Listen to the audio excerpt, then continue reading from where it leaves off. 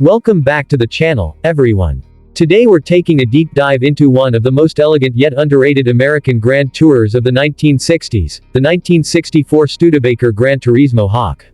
This car marked the near-final chapter of Studebaker's long automotive history, blending European-inspired design, American 5.8 power, and the craftsmanship of a company determined to go out with style. So let's explore the exterior, interior, performance, and what makes this car such a standout classic. Exterior. The 1964 GT Hawk received its final and most refined styling update. Originally designed by Brooks Stevens, its look is modern, clean, and influenced by European Grand Touring cars. The front end features a more squared-off design with a full-width grille and simplified bumpers that give it a contemporary feel for the mid-60s.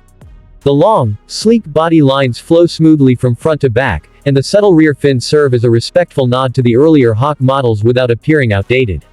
A stainless roof band, optional vinyl roof, and the fastback-style roofline all add to its upscale and aerodynamic appearance.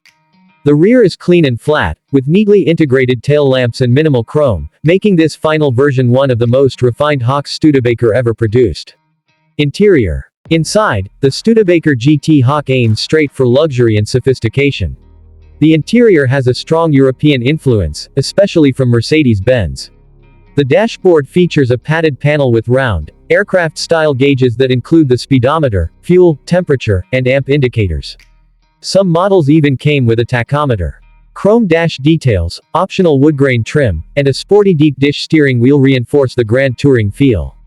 The seats, especially the optional bucket seats, are comfortable and supportive, making long-distance driving enjoyable. The rear seats offer limited space but are adequate for shorter trips. With quality upholstery, better than average sound insulation, and a spacious trunk, the GT Hawk delivers a refined driving environment. Performance. Under the hood, Studebaker equipped the 1964 GT Hawk with several V8 engine options.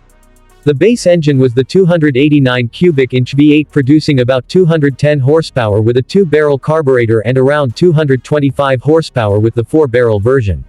The excitement came from the jet thrust R series engines.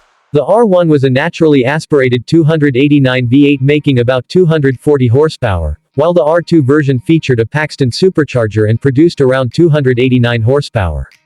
These engines gave the GT Hawk impressive acceleration for the time and put it firmly in the Grand Touring category. Buyers could choose between a 3-speed manual, a 4-speed manual, or the Flight-O-Matic automatic transmission. Handling was solid thanks to front coil springs, rear leaf springs, and the optional twin-traction limited slip differential. While not a European sports car, the GT Hawk was strong on the highway and delivered a confident, enjoyable driving experience. The 1964 Studebaker Gran Turismo Hawk represents a final flourish from one of America's oldest automakers. Its elegant styling, comfortable interior, and spirited V8 performance make it one of the most distinctive and overlooked Grand Touring cars of its era. Today it offers rarity, unique design, and an authentic 1960s driving experience at a much more affordable price than many of its contemporaries. If you're a fan of classic American cars with European influence, the GT Hawk is a model that definitely deserves attention. Thanks for watching. If you enjoyed this video, be sure to like, subscribe, and comment with the next classic car you'd like to see featured.